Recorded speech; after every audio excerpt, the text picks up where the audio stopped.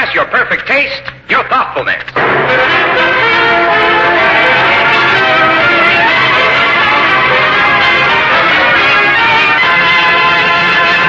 The makers of Hallmark greeting cards present Lady for Ransom, starring Geraldine Fitzgerald. Now to preside over our program, here's your Hallmark host, Les Tremaine.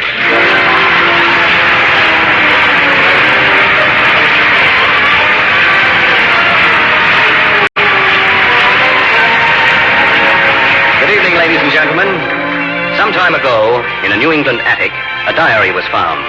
It was over 100 years old, but the true story it had to tell is one of the strangest adventures ever to befall a woman. And our story tonight is based on the actual true facts related in that diary. You will not forget Jenny Bradley, who wrote that diary. You will not forget her, especially as she is portrayed for us tonight by one of Hollywood's most talented and exciting actresses, Geraldine Fitzgerald.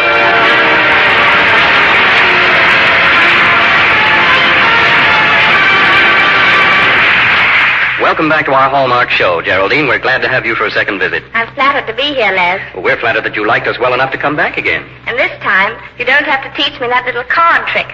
Card trick? Yes, you know. The quick little trick that tells you it's a Hallmark card. You mean you turn the card over and you look back on the back for those three little words, a Hallmark card? Every time. It's getting to be a Hollywood habit, thanks to you. And a good one, Geraldine. For those three little words, tell your friends you cared enough to send the very best. And now let's go back to Boston Harbor. The year is 1818. Ladies and gentlemen, the makers of Hallmark greeting cards bring you on the Reader's Digest radio edition a story from real life, Lady for Ransom, starring Geraldine Fitzgerald.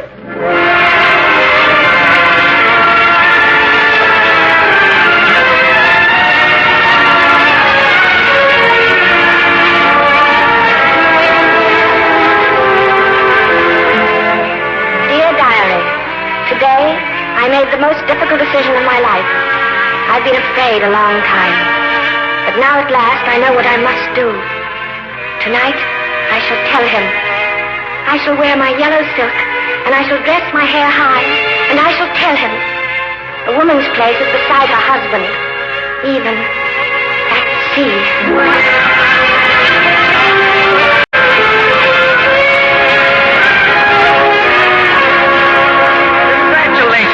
If ever a man deserved his own ship, you do. Thank you.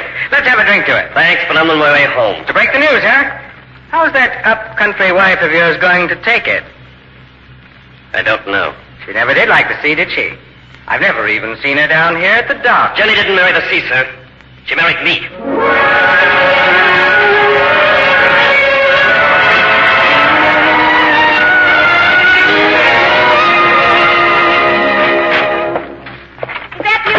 Yes, I'm a bit late. Oh, I'm so glad you're home. Well, so am I. You like my dress? Right tip of the gallant.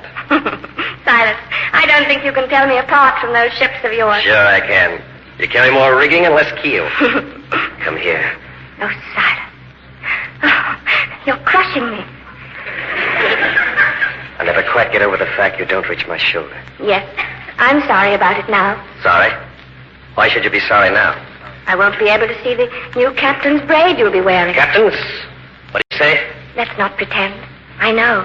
I heard it at the market. I wanted to tell you myself. And you've been walking the dock all afternoon, wondering how to tell me. How do you know? And in your pocket, you have a bit of lace for me to soften the blow. Yes, but... You won't need it. I'm so proud of you. Proud? Jenny, you might as well know the truth. It'll mean months at sea away from you. Longer than ever before. I know. When I first heard it, I thought my heart would stop beating. But it didn't. Then I was glad. Oh, if I'd been one of your saltwater women with the sea born in my veins, I'd have known right away what to do. As it was, it took me all afternoon to realize... You'll go to your family. I could. Or into the country where you won't be near the sea. I've thought of that, too. What else? Only one other thing. The one thing a sea captain's wife would do. What's that? Silas, I'm going to sail on that brig with you.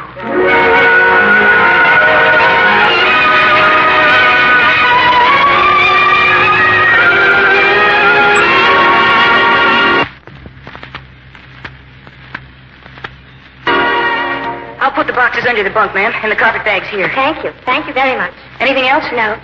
Wait a minute. You're only a boy. I'm 15. And you're going to sea? Yes, ma'am. Is this your first trip? Yes, ma'am. Mine, too. That's what they told me, ma'am. Oh, they know. Well, Joey, Africa's a long way off. Maybe we can help each other. Jenny, you here already? I knew you were busy, Silas. I found the cabin myself. Wait outside, boy. Aye, sir. Jenny, we're not sailing into the late tide. There's still time to change your mind. No, thank you, Silas. Jenny, won't you listen to me? A woman's place is beside her husband. But you're different, my You darling. say that because you think I'm afraid. I say that because you're small and delicate and you hate the sea. We'll be 4 months on this brig. And I'll have salt pork and hardtack to eat and 33 men on board with me. You've told me a dozen times. Isn't there anything that will make you change your mind? Yes, there is. There's one thing. But that can't happen. What is that? You to tell me, with all your heart, that you don't want me here.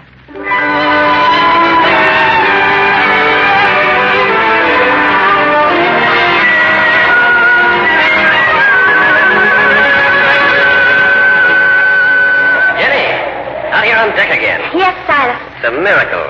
You leaning out against the rail with a wind in your hair. I'm beginning to understand a little. It's terrifying, the sea. But it's beautiful. You see the old lady at her best. 3 weeks fair weather and the best running I've ever logged.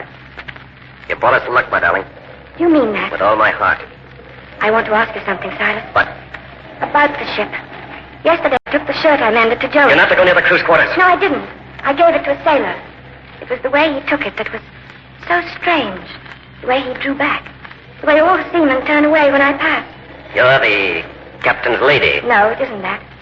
It's something else. Silas, they don't want me here, do they? What difference does that make? Then I was right. There is talk. Just superstitious sea talk. If a man believed all that, he'd never weigh anchor. What is the superstition, Silas? Oh, I don't know. An old idea. But what is it? The sailors say when an up-country woman sails on a ship that's never carried a woman before, it's It's bad luck. something of the sort. Do you believe that, Silas? Of course not. Well, then, if you don't believe it, then you must tell the men it isn't so. Why? Because if the men turn against me, they'll turn against you. I hardly think so, my sweet. I'm master of this ship.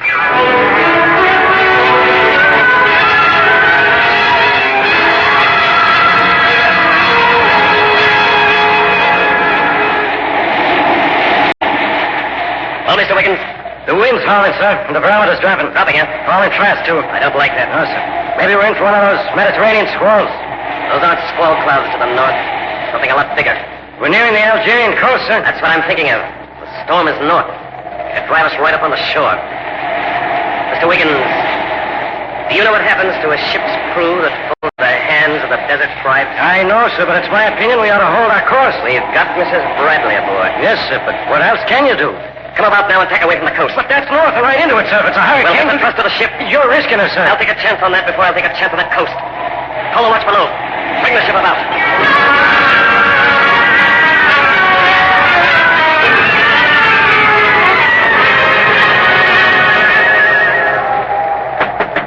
Who is it? It's me, Mrs. Bradley. Joey, come in. Oh, you're dripping wet. Yes, ma'am. Where's the captain? On deck. Is it bad? Yes, ma'am. I wanted to talk to you, ma'am. What is it, Joey? I oughtn't to be saying this. I oughtn't even to be here, but I just got to tell you. Tell me what? About the men. What about the men? Oh, they're talking wild. Wild? What do you mean? They're angry, ma'am. Awful angry. And they say it's on your account. What's on my account? Maybe you'd better tell me everything, Joey. It's the course of the ship, ma'am. Captain Bradley's changed course northward. Captain Bradley is master of the ship, Joey. He knows what's right. What's northward's the way of the storm, ma'am. Right into it. You know why Captain Bradley ordered the ship north? The men say it's because of the desert country to the south. What about the desert country? There are savage tribes. They take white people. And the men say because you're aboard, the captain... Because I'm aboard, the captain is risking his ship. I only wanted to tell you, ma'am, in case the men said something. Yes, you did right. Where are you going, ma'am? Go to your post, Joey. You can't go up on deck. That's just where I...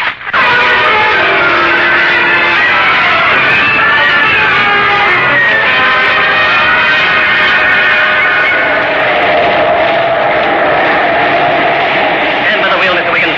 I'll get those devils to work. All right, go easy, sir. They don't like this. While I'm master of this ship, she'll steal the course I set. Silas! Jenny, what are you doing up here? Silas! Listen to me. You mustn't change the course. I know all about it. The men are right. Jenny, go back to your cabin. There's a chance to your cabin, madam.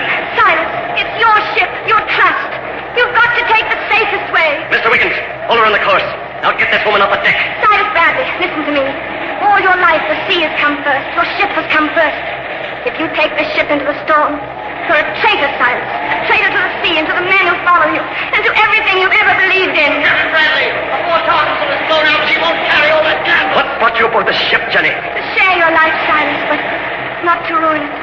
You know I'm right. Your ship must come first. Mr. Wiggins. Aye, sir. Ease her off a point. We'll come about and keep south. Silas. Toward the coast, sir? Toward the coast. Better go to your cabin, Jenny. No. Let me stay, Silas.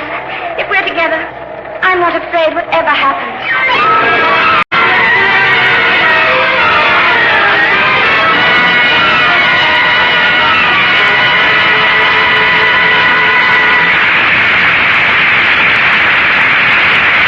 We'll be back in just a moment with the second act of tonight's story from the pages of the Reader's Digest, America's favorite magazine, presented by the makers of Hallmark cards, America's favorite greeting cards. But first, here's a message we know you will all be interested in. This is Cy Harris. How are you tonight? You know, I really enjoy telling folks about Hallmark cards because they're such a help to friendliness. On all sorts of occasions, you can send messages that will be cherished. For Hallmark cards help you say those little friendly things that are sometimes so hard to put into words. They say just what you want to say, the way you want to say it. And you're always proud to send Hallmark cards because they're the kind folks really appreciate. Remember, you can be sure you're getting a Hallmark card if you just turn the card over and look on the back for those 3 little words that mean so much. A Hallmark card. Those 3 words tell your friends you've cared enough to send the very best. And now, once again, here's your Hallmark host, Les Tremaine. Our program continues now with the second act of tonight's story, Lady for Ransom, starring Geraldine Fitzgerald.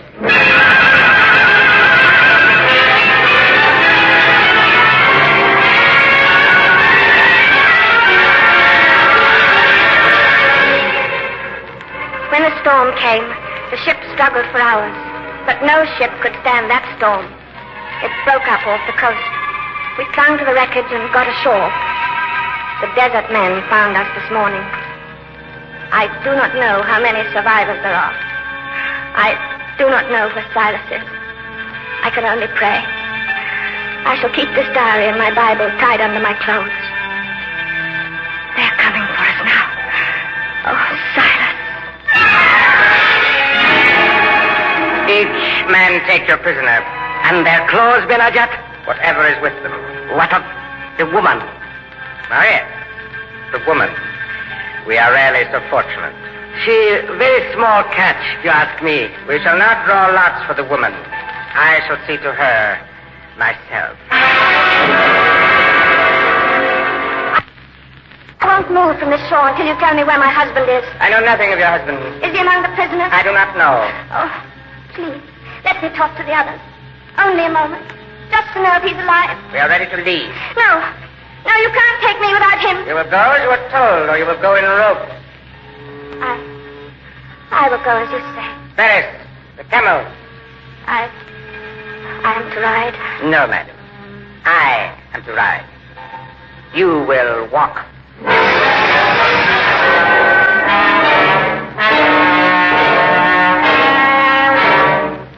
For 3 days we have been traveling steadily. My shoes are burned through. For food, they give me a handful of roasted beetles and a swallow of brackish water. I've hidden my brooch. The pin is strong and sharp. I have no other weapon.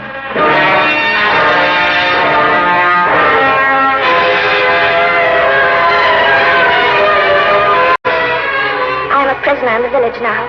I have a tent to myself. The women spit at me and curse me. I have not seen the leader of the tribe since we arrived. If only there was some word of Silas. No one comes except to bring me the roasted beetles. Oh, Silas. Silas. I am so hungry.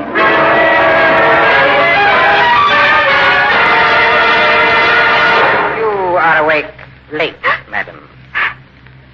How long have you been standing there? I see you read your Bible by the light of stars. I do not have to read it. It's comfort enough to hold it in my hand. Well said, infidel. We usually do not permit our prisoners their possessions, but we want you to enjoy your stay. In the name of humanity, can't you give me any word of my husband? What makes you think he survived? I saw him clinging to a spar before the water separated. I think it is better you forget your husband. What do you mean? You shall not see him again. What's happened to him? That I do not know. I am only concerned with you. They tell me you do not eat. I do not care to eat. It will go better for you if you do. And give me decent food. I like your spirit. Don't come in here. My dear lady, you are a Christian. A Christian woman is abhorrent to a true son of the prophet. Why are you keeping me here? Your country is rich and civilized. And a rich, civilized government has the absurd custom of paying a good price for a Christian woman. A Christian woman in good health. Ransom. If they meet my price. If they don't. If they don't, we have ways of disposing of useless prisoners. That is why I say it is better you eat.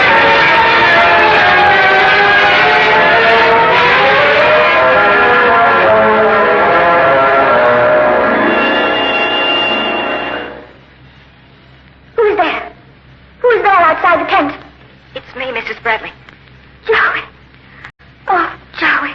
Come in quickly. How did you get here? Sit down, Joey. You're faint. I'm all right. I must talk. Tell me, Joey. He's alive, Mrs. Bradley. The captain is alive. Thank heaven. Thank heaven. Joey, you were sent in answer to my prayers. I wasn't sent. They left me in the desert. Left you. And they said I was too small. And you walked here? I followed the camel trail. Mrs. Bradley, they took the others to the next village. Are you sure about that, Joey? Yes. They said the captain would bring a lot of money in the slave market. Oh, heavens.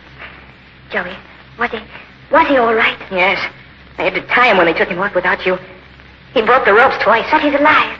That's all that matters. Joey, we have to get word to him. Yes, ma'am. We've got to tell him that I'm all right and that they're holding me for ransom. You see, that means there's hope. I'll go. No.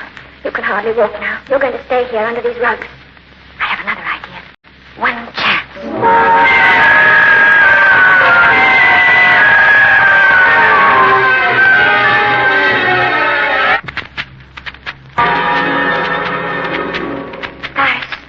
Is that you, Faris? Oh, the infidel woman. I want to talk to you.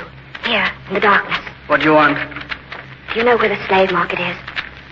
I know nothing. But you're a camel driver. You could find it. I know nothing. Faris, you're soon to be married, are you not? Yes. And your bride is very beautiful. The prettiest girl in the village. So they say. You'd like to give her something fine. To make her even prettier. But you have nothing. How do you know? That's why you took my comb yesterday. I didn't take it. Faris, suppose I had a jewel. You have a jewel? I didn't say that. I said, if I had, and I gave it to you, she would be the proudest girl in the village. Let me see it. If I do, will you find the slave market and take a message to the white captain? Let me see the jewel. It's a brooch. See? Here. Pearls. And an amethyst. Lucky for a bride on her wedding day. I will take the message. And when you come back, you shall have the brooch. Give it to me now. If I do, will you leave now? Tonight? I will leave tonight. That's a bargain. Here's the message and the brooch. If you do not keep your promise, the jewel will be a curse all your life. I will keep my promise. Go back now to your camels. Someone is coming.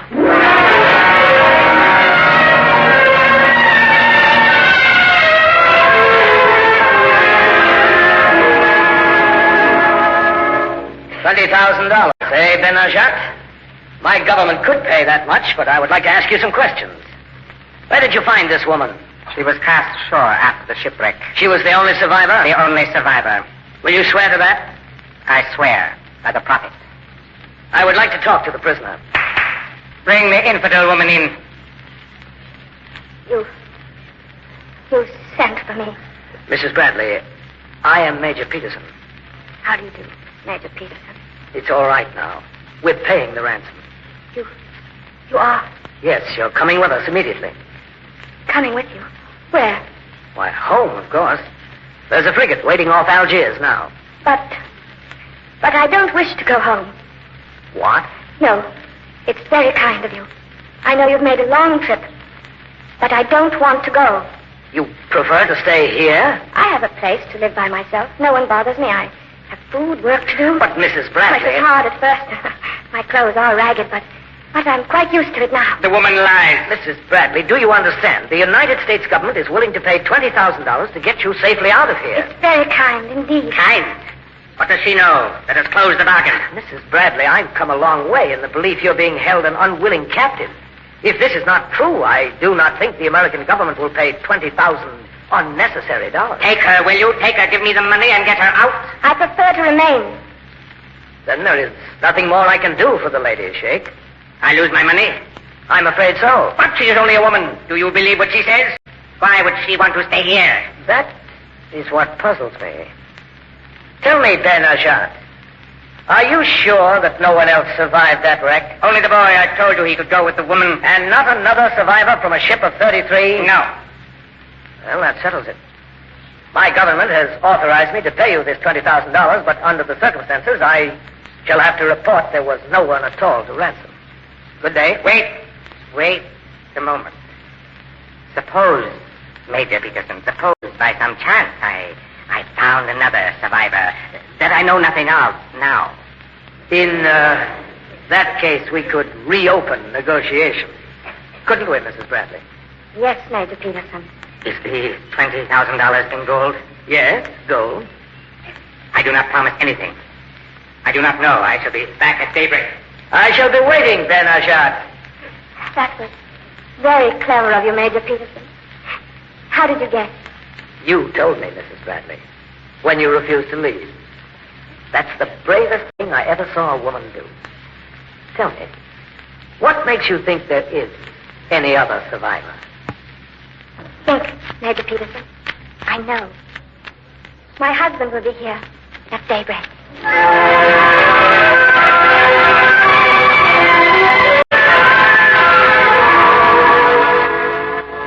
Dear Diary, 3 days homeward bound. The sea is calm in the sunset. As Silas says, the old lady at her best. Silas is watching a big off starboard now, a square rigger. That's the kind we'll be taking on our next trip out.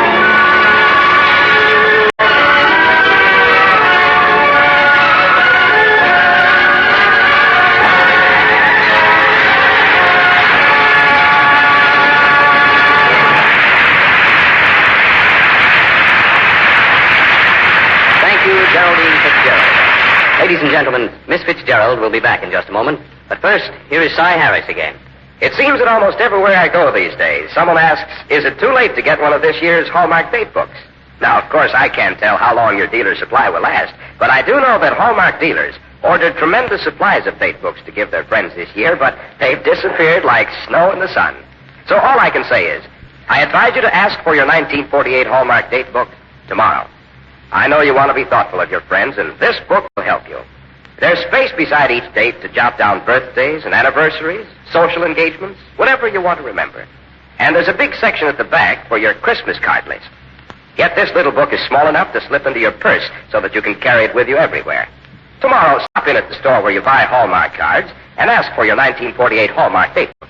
When you see how beautiful it is and how helpful, I think you'll find it hard to believe you obtained such a wonderful little date book free.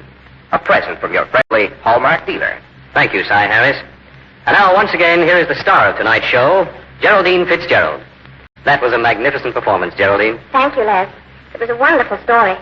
And now, can you give us some advance information about next week's show? Yes, we have an unusual story for next week in which a lie detector plays an amazing part. And like tonight's story, it's true. And who plays the leading role? George Murphy. Oh, then I'll certainly be in your audience next week. He's one of my favorites. We hope all our friends will be with us again next week when the makers of Hallmark greeting cards present another true story from the Reader's Digest, America's favorite magazine. A story called The Case of the Dormitory Thefts, starring George Murphy.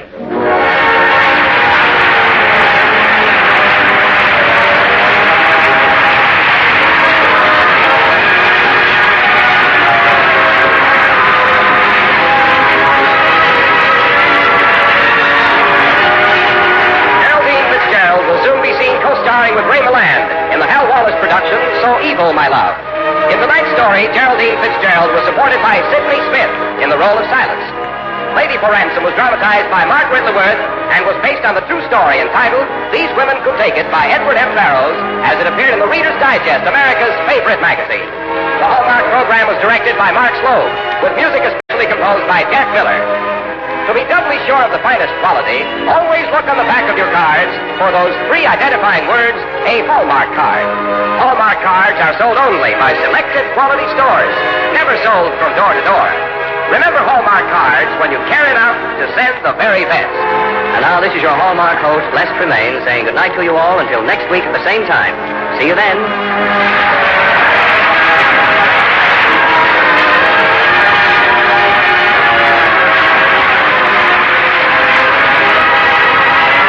This is CBS, where 99 million people gather every week. The Columbia Broadcasting System.